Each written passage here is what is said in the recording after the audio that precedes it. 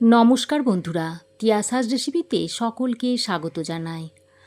আজ আমি একটা দুর্দান্ত স্বাদের সয়াবিনের রেসিপি আপনাদের সঙ্গে শেয়ার করতে এসেছি, যেটা রুটি, ভাত, পরোটা সব কিছুর সঙ্গেই খেতে দুর্দান্ত লাগে।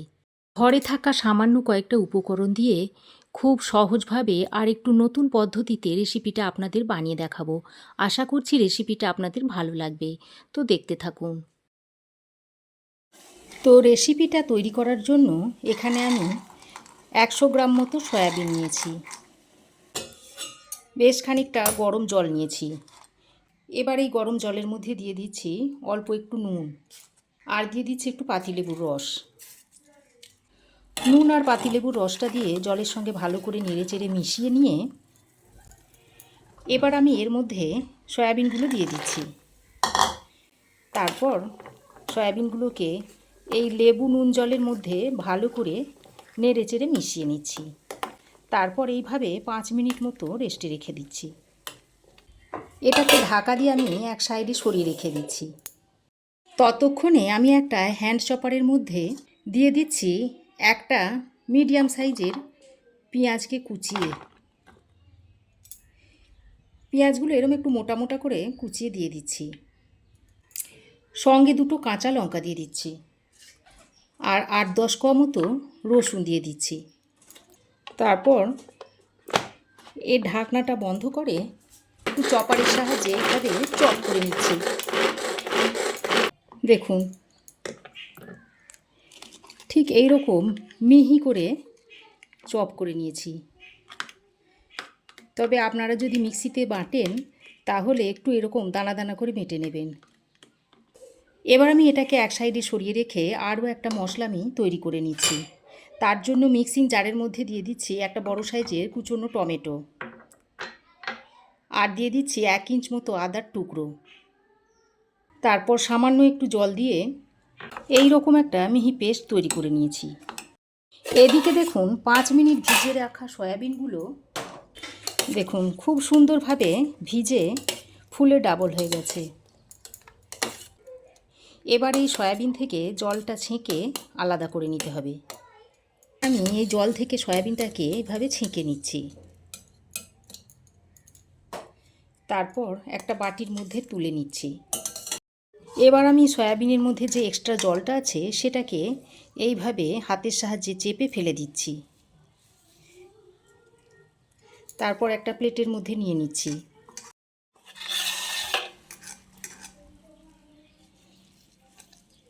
লেবুর রসটা দেওয়ার কারণে সয়াবিনের যে কাঁচা গন্ধটা সেটা আর থাকবে না। এভাবে জলে ভেজালে কিন্তু খুব বেশি সয়াবিনটা গলে যাবে না। দেখুন ঠিক এই রকম থাকবে। এই সয়াবিনের মধ্যে বেশ কয়েকটা আমি আলু ব্যবহার করব। তার জন্য 4টে আলু আমি আগে থেকে সেদ্ধ করে নিয়েছি। এবার এই আলুগুলোকে একটু ছোট ছোট করে কেটে নিচ্ছি। দেখুন এইভাবে আলুগুলোকে একটু কেটে নিচ্ছি।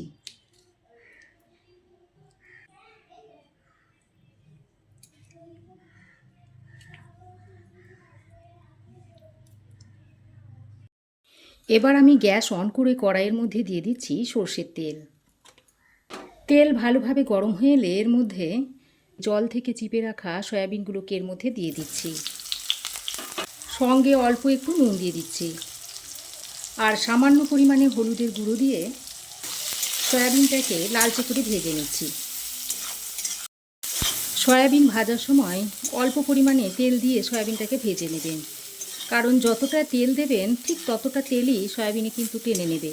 তাই অল্প পরিমাণে তেল দিয়ে সয়াবিনগুলোকে ভেজে নিতে হবে।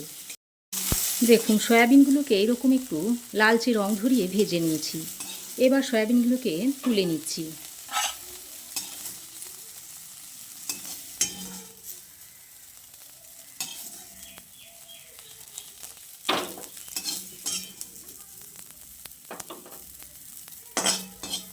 সয়াবিন ভেজে তুলে নেওয়ার পর ওই কড়াইয়ে আরও 1 চামচ মতো সর্ষের তেল দিয়ে দিচ্ছি।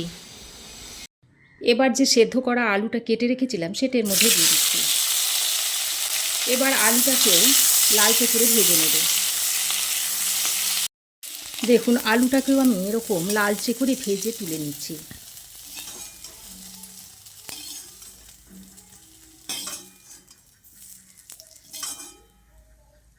আলু ভেজে তুলে নেওয়ার পর ওই কড়াইয়ের মধ্যে দিয়ে দিচ্ছি আরও 2 চামচ মতো সর্ষের তেল।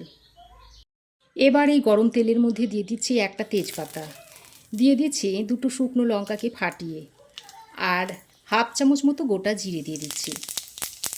তারপর ফোড়ন কিছুক্ষণ ভেজে নিয়ে যে পেঁয়াজটা আমি চপ করে রেখেছিলাম সেটার মধ্যে দিয়ে দিচ্ছি। তারপর পেঁয়াজ, রসুন ও কাঁচা লঙ্কাটা ফোড়নের সঙ্গে বেশ কিছুক্ষণ ভেজে নিতে হবে। বেশ কিছুক্ষণ নাড়াচাড়া করে পেঁয়াজ, রসুন আর কাঁচা লঙ্কাটাকে ফোড়নের সঙ্গে এরকম বাদামি করে ভেজে নিয়েছি।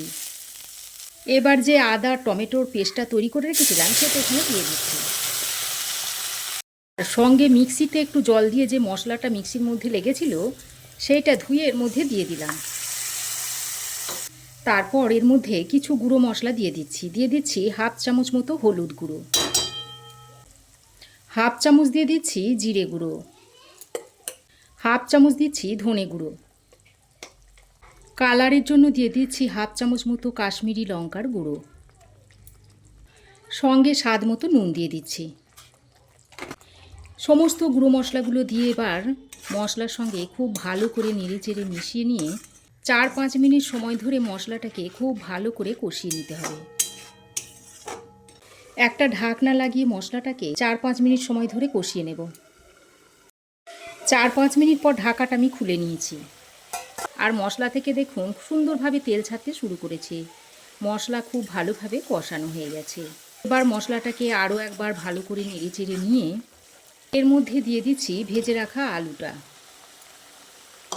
আর সয়াবিনটাও দিয়ে দিচ্ছি। তারপর ভাজা আলু আর সয়াবিনটা দিয়ে মশলার সঙ্গে আরও বেশ কিছুক্ষণ সময় ধরে ভালো করে নেড়েচেড়ে কষিয়ে নিতে হবে। আর মশলার সঙ্গে সয়াবিন আলুটাকে যত ভালো করে কষাবেন তরকারির স্বাদ কিন্তু ততই বাড়বে। সয়াবিন আলুটাকে কষাতে কষাতে এর মধ্যে আমি আরও একটু নুন দিয়ে দিচ্ছি। আলুটা ভাজার সময় যেহেতু আমি নুন দিইনি তাই এখানে নুনটা দিয়ে দিচ্ছি। তারপর আবারও ভালো করে নেড়েচেড়ে মিশিয়ে নিচ্ছি। দেখুন মশলার সঙ্গে আলু ও সয়াবিনটা দিয়ে খুব ভালো করে কষিয়ে নিয়েছি। এবার আমি এর মধ্যে দিয়ে দিচ্ছি গরম জল।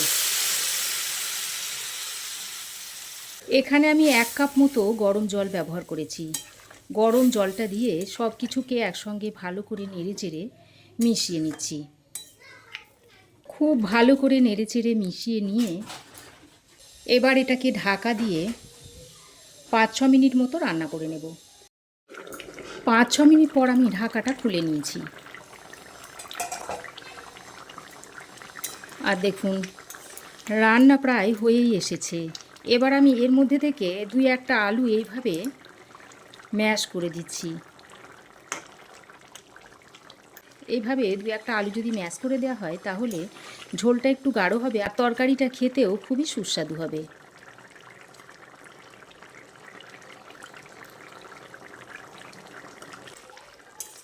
কয়েকটা আলু ম্যাশ করে দেওয়ার পর ঝোলের সঙ্গে ভালো করে এইভাবে নেড়ে চেড়ে নিতে হবে। আর এই সময়তে নুন ঝালটা আপনারা একটু চেক করে নেবেন। তরকারিটা নামানোর শেষের দিকে আমি এখানে ভাজা জিরের গুঁড়ো দিয়ে দিচ্ছি। এইভাবে ভাজা জিরের গুঁড়ো দিলে স্বাদ গন্ধ দুই কিন্তু সুন্দর হবে। তারপর ভালো করে নেড়েচেড়ে মিশিয়ে নিচ্ছি। এদিকে তরকারিটা হতে থাক, ততক্ষণে গ্যাসের অন্য একটা বার্নারে 1 চামচ মতো ঘি এই তরকা প্যানের মধ্যে দিয়ে দিচ্ছি। তারপর গ্যাসের ফ্লেমটাকে অন করে ঘিটাকে একটু গরম করে নিতে হবে।